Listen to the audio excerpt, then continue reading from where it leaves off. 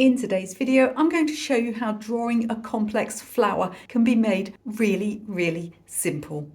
I'm about to start drawing a really pretty white flower. Now, I'll be doing this as a full watercolor pencils tutorial. That's part of an upcoming course I'm doing, but separately from that, I'm going to show you today how to draw this lovely flower. It may be that in the past you've looked at complex shapes like this and thought, well, that looks very difficult compared to something simple like a daisy. But today I'm going to give you some really simple techniques that are going to help you approach this or any complex flower shape with ease. So let's get started.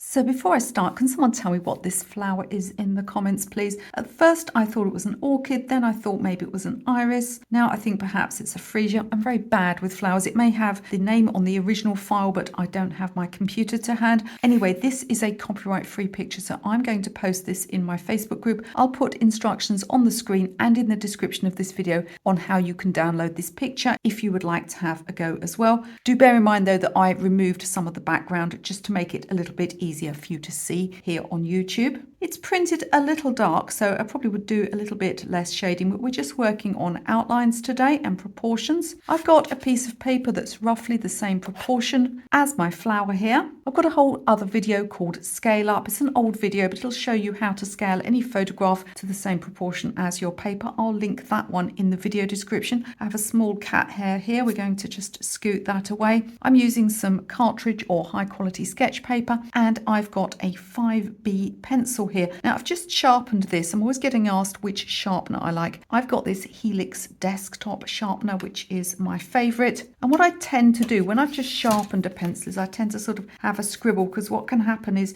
when it's got a very sharp point, when you first start to draw, it sometimes just snaps, and that can be really annoying and sort of make a big mark on the paper. So give it a little scribble, make sure it's working okay. Just remember that on YouTube, I have to draw a little bit darker so that you can see on camera. I'll be using a firm putty eraser like this one here. Just another thing to note, there may be a continuity error. I'm about to go and get my nails taken off, so that may happen during the video. Try not to let it alarm you. And we're going to get started now on making our sketch.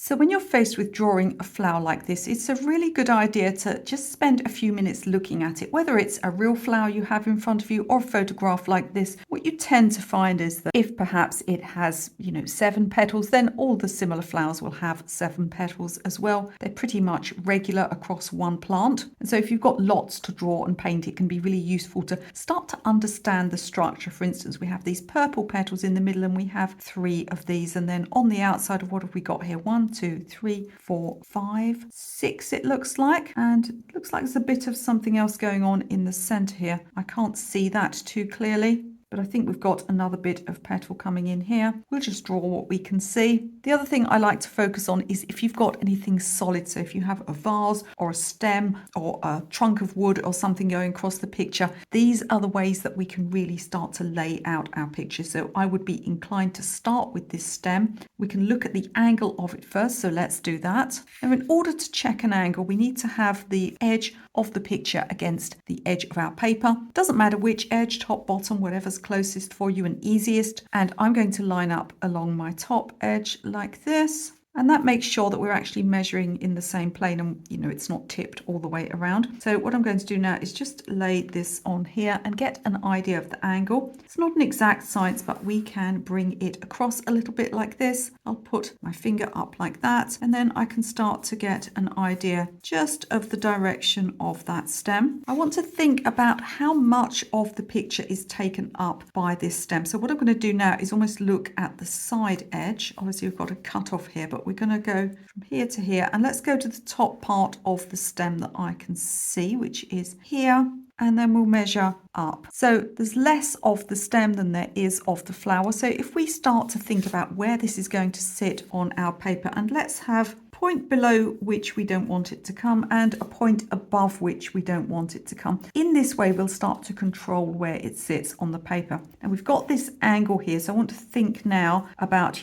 a halfway point would be here, but the stem doesn't take up as much room as that. So we're going to come down a little bit, and it's all estimates at the moment, but we start to get an idea that perhaps the stem will come up to here. We want now to find both the center point and the outside shape of the flower. And I start almost all flowers like this. So if I just get this scrap of paper, and if we imagine a simple daisy, and we might look at the outside of it, this is called the envelope technique. I'll put a video up so that you can see more about that technique in the description. So if we imagine that we drew a straight-sided shape around our flower, so we're going here, here, here, seeing what this shape would look like. You see how straight it is along this edge here. We'll do that in a moment. And then we find the center point. Now, say the center point of our simple daisy is something like down here. We can then look at the shape of the middle, and then we've got this kind of guideline by which to construct our flower. And in this way, what happens is your flower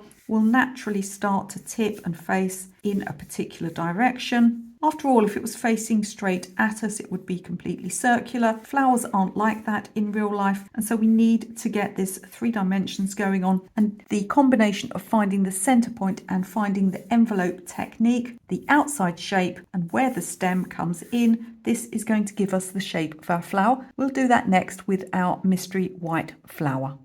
So just before we move on to that stage, we need to find where this center point comes. So we've looked at, how things are measured from top to bottom. Let's look at how things are measured from side to side. How far across does this stem, which naturally goes into the center of the flower, come? It's really important to have this idea of central petals coming out from a central point. Even if you can't physically see that point, you can usually tell roughly where it is. So let's think about the width of the flower. So if I look at the width here, from the furthest point of this petal here, and then how far across this comes, and then we go the other side, you see that the stem is quite considerably over to the right. There's a lot more flower on this side than on this side, so we'll note that in getting this on our paper. So just as we made a mark before where we don't want things to exceed, we'll go here and we'll go here. And then I want to make sure that between this distance here, the stem is further over to the right, which it already was looking at being. And I'll start to make a rough sort of sketch of where that might go. Kind of kinks round like this. And these are just initial marks. We can change them later on if we need to.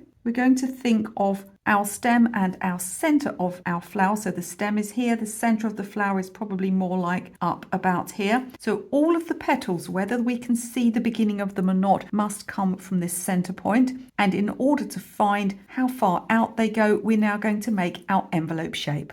So the biggest thing I notice about the outside shape of this flower is how straight this edge is here. Obviously it goes in and out a little bit, but overall we could draw a straight line like this, and we can again line up. I think I'll line up at the base of my paper this time. We can line up and we can get this line here. We can see where it comes, and if you look, it sort of just skims out just above that little bump in the stem here, and we can see how it goes up here. So I'm going to draw my line now. So I'm going to come from here and I'll pop my finger up there so I can see roughly the direction, and we'll start to make a mark like this. So where do we go after that? We've got this next corner over here, and what I want to see is how far over that corner comes. If we take a line down here, it's further left than the center that we've made here. So we think about the center, we go up, go further left. Let's say it's about here. It's also the topmost point of our flower. So again, I'm going to line it up with my paper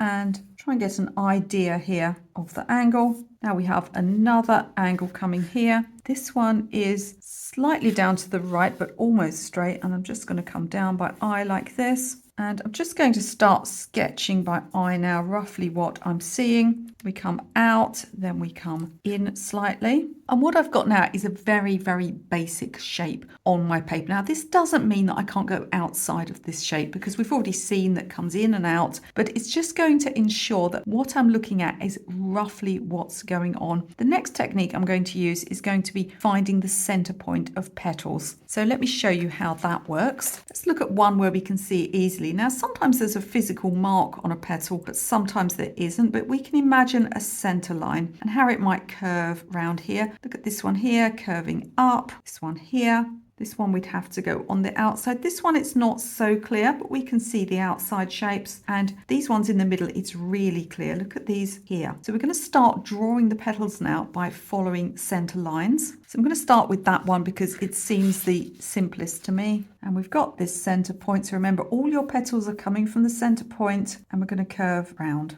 Now, what happens if you don't take your petals from the center point is you're going to end up with really odd things going on. So if we imagine the center of a flower and, you know, some shape petals coming out like this, and we're adding in more petals, and what we do is something like that. And if we take this to its natural conclusion, you'll see it doesn't come anywhere near the middle, and this is how you can end up with things looking really unnatural. If you just start filling in gaps by doing this, you're going to find that everything looks a bit unnatural. So what you want to do instead is sometimes, even if you can't see that line, just think about where it would go so that you can then get a petal that is accurate and naturally meets the center of the flower. Just quickly before we continue with today's picture, can I ask you, if you're enjoying this free tutorial, if you could just do me a favor and press that thumbs up, that like button, perhaps share with a friend that might find this video interesting. If you can leave me a comment, or best of all, free subscribe, helps to get this video out to more people. And don't forget, this channel, unlike many others, is fully cat approved.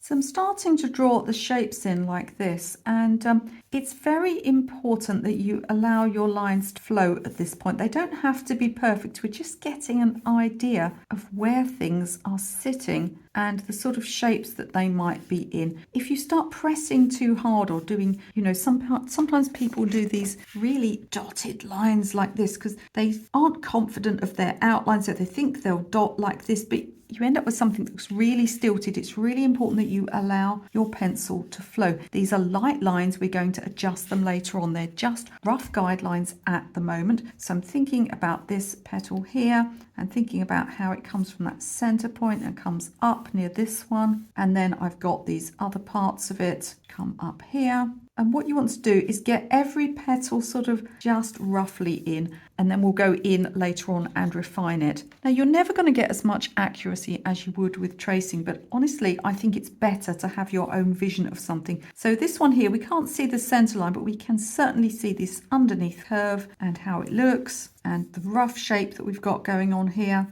Bring this up like this. Don't worry if things overlap. It's better, as I said, to overlap your lines initially and then get rid of the ones you don't want. And if it starts to become all a little bit jumbled, you can take out any construction lines and any lines that are crossing over and wouldn't be seen. I'm going to carry on with the rough sketch, and then we'll start refining things afterwards. So nail varnish is off, and if you're wondering why I haven't had my nails done, again, I just fancied a break actually. They need a bit of a tidy up though. I shall attend to them later. Now let's turn this very scruffy looking drawing into something that's neater and also more accurate. So one of the things I'm going to be looking at here is negative shapes. Let's look at this petal here, for example, which we have here. See how there's quite a large gap here, and look at the shape we have in the middle here. Mine's quite different. It's far too narrow. So what I have to do now is analyze, is this part wrong or is this part wrong? Now we see, look at how this comes right the way in. Mine is far too fat on this first rough drawing. So what I'll do is I will start to adjust this and make it look more like what's going on here. I'll also start erasing all of the bits I don't need, not only errors, but also those construction lines. I've used a soft pencil. I haven't pressed too hard, so they'll easily come off. One bit I'm particularly unhappy with is this area down the bottom here, because we see that not only is there a large gap here, but there's a real strong sort of thing here that's just not going on with mine. I think this bottom petal just needs to move over, and this one here needs to be much smaller. I'm also just going to adjust that stem and just bring it across a little bit more, and I think that might be one of the first things that I actually draw properly, as it were. I'll bring you back in a moment so you can see progress.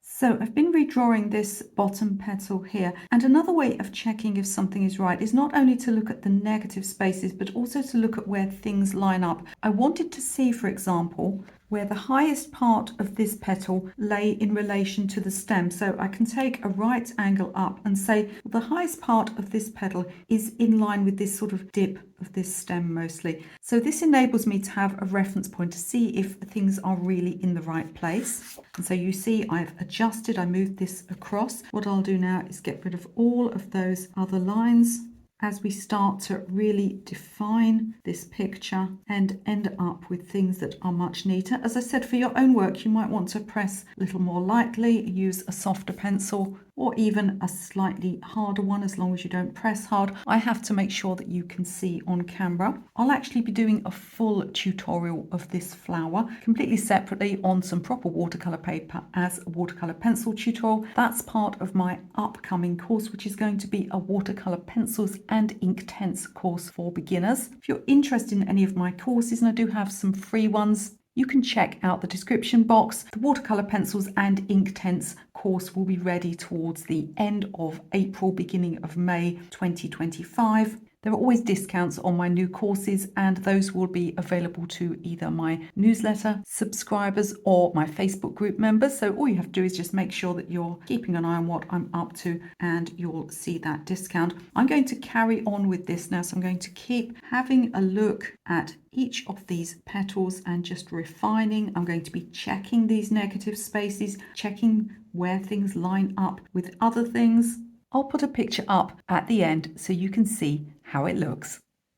So do let me know in the comments if you like drawing flowers like me, and if you're going to have a go at this tutorial or one similar. Don't forget to have a look in the video description. I'll give you any other references that I've given during this tutorial. There's also lots of free stuff down there that you can grab for no money whatsoever. There's even a free course that you can take. And if you found this tutorial useful, I think you're going to enjoy the one that I'm going to put up next, full of really quick and easy drawing tips.